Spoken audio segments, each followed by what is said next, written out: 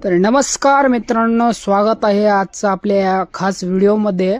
आज आपण सोमवार निमित्त अशा एका ठिकाणी जाणार आहोत। ती महादेवाचं मंदिर आहे। 1738 मधलं ते मंदिर आहे। पूर्णपणे असं दगडी बांधकाम आहे।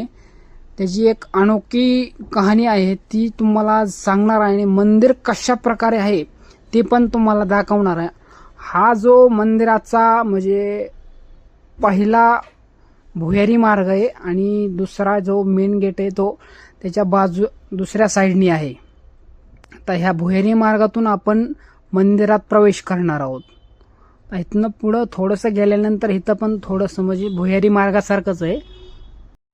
आपण या ठिकाणी मंदिरात पोहोचलेलो आहोत। मंदिराचा बाहेरचा जो परिसर आहे तो एकदम म्हणजे असा खूप मोठा परिसर आहे। हे बघू शकता, हा मंदिराचा पूर्ण परिसर आहे बघा। आणि आतमध्ये मंदिर आहे। हा मंदिराचा पूर्ण परिसर आहे। पहिलं आपण घेतलं नंदी महाराजांचं दर्शन आणि त्याच्यानंतर आपण गेलोत महादेवांचं दर्शन घ्यायलाच, म्हणजे शिवशंभूंचं दर्शन घ्यायला। तर हे आज आपण बाकीच्या मंदिरात कसं मंदिराला पूर्णपणे प्रदक्षिणा घालतो, तर या मंदिरात असं नाहीये। या मंदिरामध्ये अर्ध्यातच जायचं, अर्ध्या वाटातून तिथं गेलं की त्या नतमस्तक व्हायचं। आणि हे बघा, इथं नतमस्तक व्हायचं आणि इथूनच रिटर्न फिरायचं। म्हणजे बाकीच्या मंदिरासारखं नाहीये हे।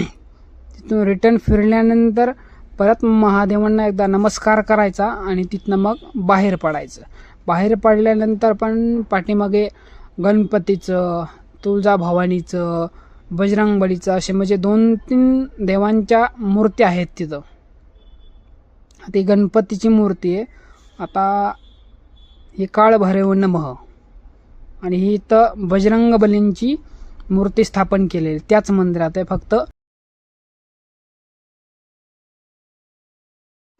हा झाला आता आपला पार्ट 1। आता पूर्ण हिस्ट्री आणि ते मंदिर कोणी बांधलं, कसं बांधलं त्याची माहिती आपण पार्ट 2 मध्ये देणार।